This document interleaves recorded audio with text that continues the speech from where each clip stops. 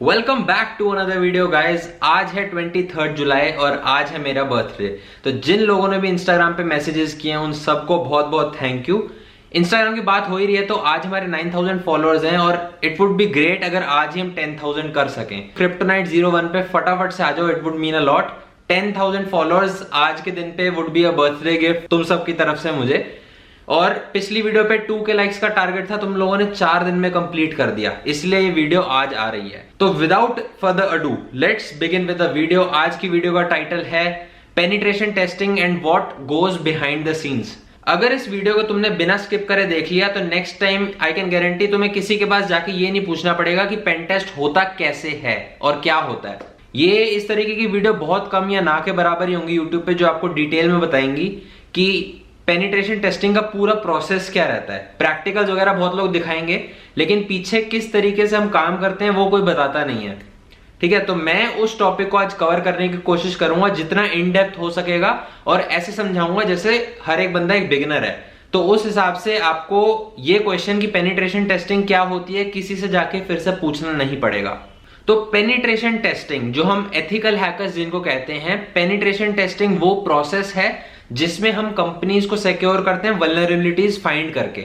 अब penetration testing भी बहुत अलग अलग तरीके की होती है। अगर मैं एग्जांपल लेके बताऊं तो वेब एप्लीकेशन की जब हम सिक्योरिटी करते हैं तो उसको कहते हैं वेब एप्लीकेशन पेनिट्रेशन टेस्टिंग। जब एंड्रॉइड ऐप्स की करते हैं तो वो एंड्रॉइड ऐप की पेनिट्रेशन टेस्टिंग होती है। सिमिलरली फॉर iOS एंड बाकी सारी चीजें।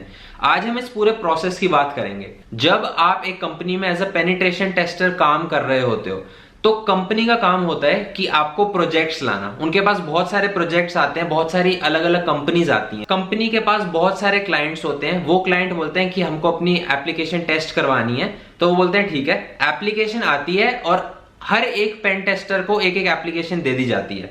ठीक है, अब ये हर कंपनी टू कंपनी डिपेंड कर सकता है। हो सकता है एक एप्लीकेशन को 2 लोग टेस्ट करें, 3 करें, बट जनरली आजकल क्या होता है कि एक ही बंदा पूरी एप्लीकेशन टेस्ट करता है। अब टेस्ट शुरू होने से सबसे पहला फेज जो होता है पेनिट्रेशन टेस्टिंग के पूरे प्रोसेस का होता है कि आपको प्रोजेक्ट मिलता है।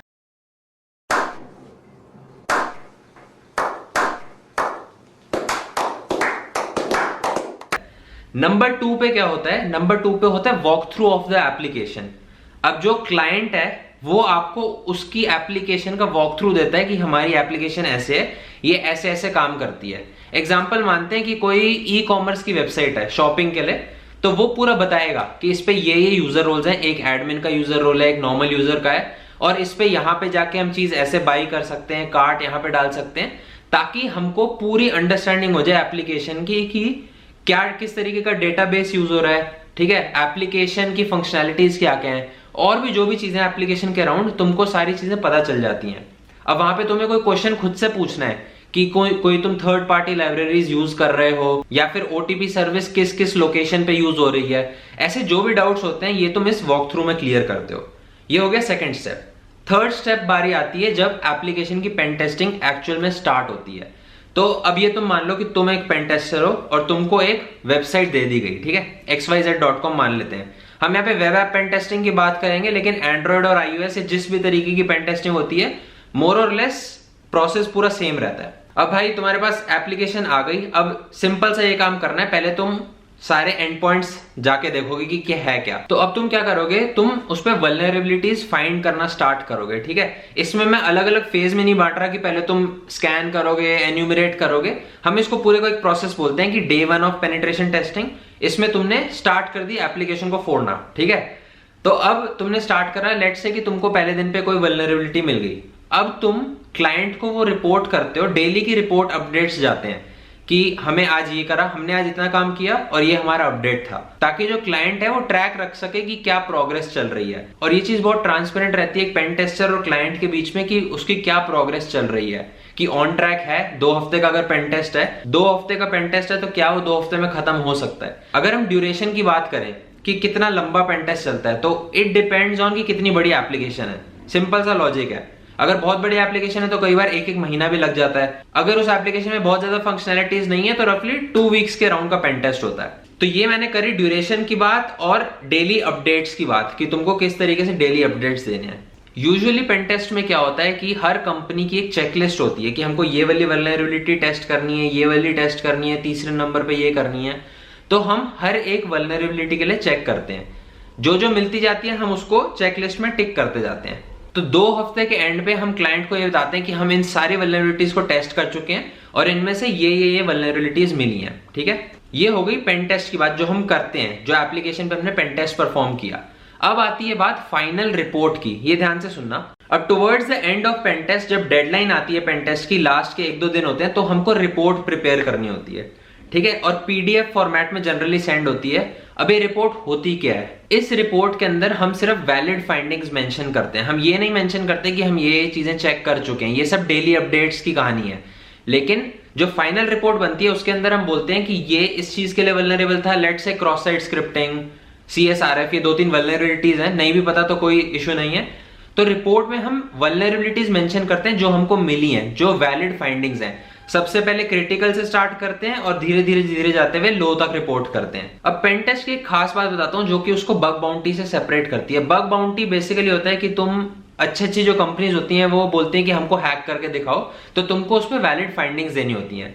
लेकिन पेन टेस्ट में क्या होता है कि जो इन्फॉर्मेशनल लेवल के बग्स भी होते हैं, जैसे कि एक इन्फॉर्मेशनल फाइंडिंग मान लो कि सेशन कुकी पे HTTP ओनली है, सिक्योर फ्लैग नहीं सेट, तो ये चीजें हम पेन टेस्ट में सब कुछ रिपोर्ट करते हैं। पेन टेस्ट इज बेसिकली हर तरीके की वल्नरेबिलिटी रिपोर्ट होनी चाहिए, चाहे वो इन्फॉर्मेशनल हो चाहे वो क्रिटिकल हो। ठीक है, अब इस रिपोर्ट के अंदर वल्नरेबिलिटीज मेंशन करते हो, ये मेंशन करते हो कि वल्नरेबिलिटी कैसे परफॉर्म करनी है, ये मेंशन करते हो कि वल्नरेबिलिटी की सेवेरिटी क्या है। आपको ये बताना होता है कि उस वल्नरेबिलिटी को ठीक कैसे करना है और उसका इंपैक्ट क्या है।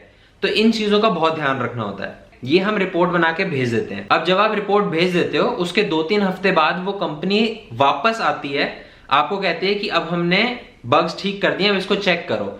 इस प्रोसेस को हम कहते हैं पैच वेरिफिकेशन या रेमिडिएशन प्रोसेस। ठीक है, अब इस पीरियड में आपका काम सिर्फ इतना सा है कि जो आपने फाइंडिंग्स रिपोर्ट करी थी, आपको सिर्फ वो चेक करनी है कि क्या वो आप बाईपास कर सकते हो, क्या कोई और तरीके से वही सेम चीज को तुम एक्सप्लॉइट कर सकते हो।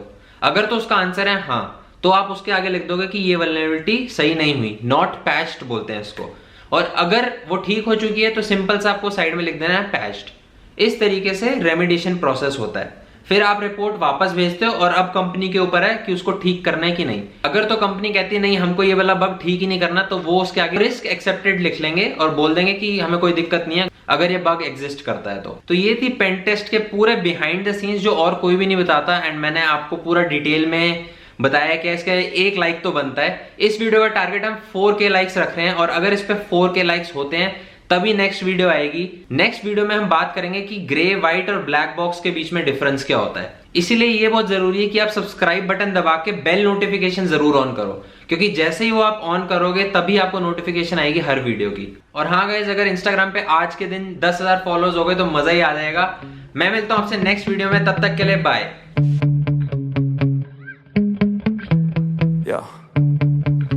Sometimes I get so mad, there's no controlling me. My thoughts get so bad, I'm like, I might grab a bat, I don't know. My wrath, my blood boils over like, oh God, here goes. I lost all feeling from my head to my toes. You said some shit that I can't let go, so just stay tuned for the rest of the show. So have you ever felt betrayed? Switches how you see things.